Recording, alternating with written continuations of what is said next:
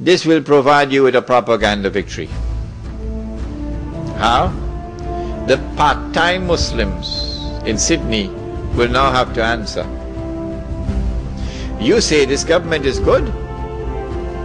You say this system is good. You say there is no need for us to part from it. Now give us an answer. We never pose a threat to anyone at all. We're small, we're not big. We're far away. And yet they came against us. Is this not wickedness? So in the process of doing that, they will hand us a propaganda victory. If we are allowed to retreat, what we do, we go find another place. You know the experience of squatters? Squatting? You move them from one place to go somewhere else. Squatting. So this is a Muslim village. And if in a particular territory there is no space, nowhere at all where a Muslim can live as a Muslim, still you're not allowed to throw in the towel and join them and become part of the melting pot. Why? Because when the angels are taking you into the hellfire, the angels are going to pause. Surah An-Nisa. And the angels are going to ask, Fima kuntum. What happened? How did you end up in this mess? That we're taking you into the hellfire. And then you're going to reply with, we had no alternative. There was nowhere to go. Kunna mustada'afina fil ard. Guess what the angels reply and say? Alam takun ardullahi wasi'a fatuhajiru fiha. Was Allah's earth not wide that you could have packed your suitcase and go search somewhere on Allah's earth where you could remain faithful to Allah? This is going to separate the men from the boys. Yes.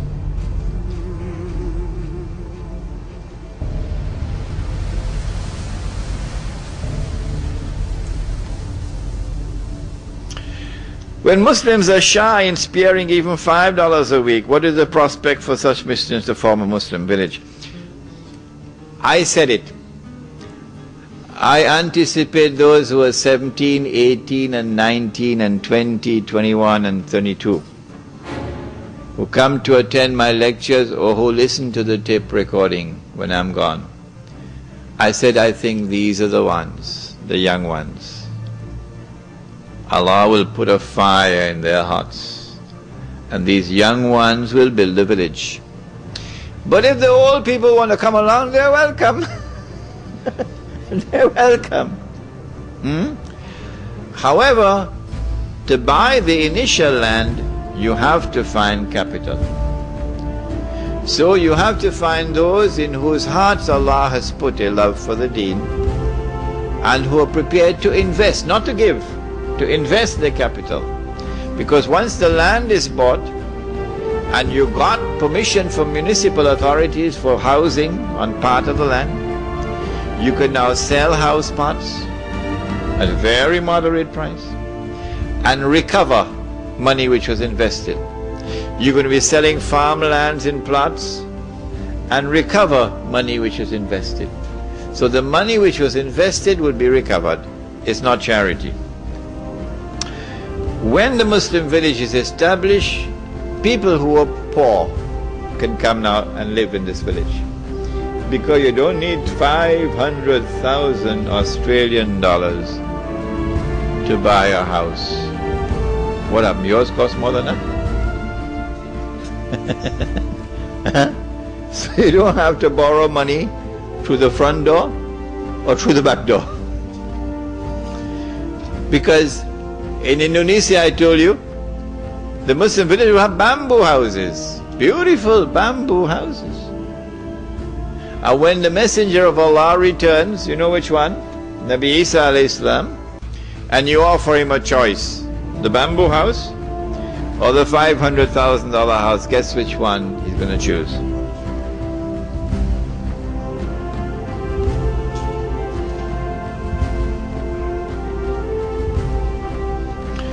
Brother, you are talking about a Muslim villa. A Muslim villa? But in Sydney, the majority of Muslims live in Lakemba and Auburn, and these are areas known which is a crime zone in Sydney. How can you overcome the situation? I like this question. You know why? Because in the Muslim village, you can sleep with your windows open. Every single house I went to in South Africa had a big sign, yellow, red, armed response. Every single house. They had electrical wires, electrically wired. So if you touch that wire, you're going on holiday. Inside the house, not outside, inside the house, you have to go through burglar alarms. Inside the house. And then the last one is where they're going to be sleeping. This is what I saw in South Africa. So I said to them, in the Muslim village, you could sleep with your window open. Why? Because the village will have its own collective security. This is private property. No one can enter this city, this village, without our permission. Okay? And we have one entrance into the village. You're going to pass through that entrance. The village will have its patrols. So you're not going to sleep every night. No.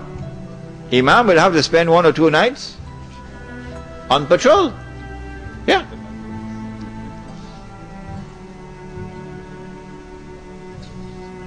And so the collective security of the village, number one. Number two, the village does not have BMWs. It is when you have wealth and you display the wealth that people come after you.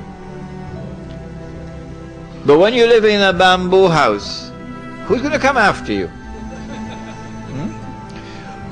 And so you'll have much more security. You drink alcohol in our village, we're going to beat you. Yeah. You're a Muslim and you drink alcohol in our village, we're going to beat you. Take all your shoes, take your shirt and wrap it up and beat him, because it's going to be a public disgrace for him. Drugs, we're going to solve that problem in the village, inshallah. Now, I am not going to build a village. You have to build a village. What I've done is to plant the idea in your mind. And I'm sure some of you are going to come up with better ideas than I can think of at the moment in respect of the village. Does the Amir of the Muslim village have the knowledge to be a mujtahid? Is that a prerequisite? A mujtahid is one who engages in ijtihad. When ijtihad takes place, whoever it is who performs the ijtihad, and now even the President of the United States, even the President of the United States is engaged in ijtihad, and the government of Australia and the government of Singapore, yeah, engage in ijtihad because they're giving us new versions of Islam. And they're telling us this is the right Islam. It is when the ijtihad takes place that you now have to examine that ijtihad. And it must gain ijma' of the learned before that ijtihad can be accepted as part of our law. Last question. The talk was very good, but why say that there are no sects in the village? For when you mentioned the Sufis and the Salafis, what happened to the Muslims and the Ahl Sunnah wal Jama'ah? In the Muslim village, we do not want anyone to identify himself as Sufi. We say keep that in your private life. Insofar as the public life is concerned, you don't belong to any sect. Insofar as the public life of the Muslim village is concerned, you're only a Muslim. That's all.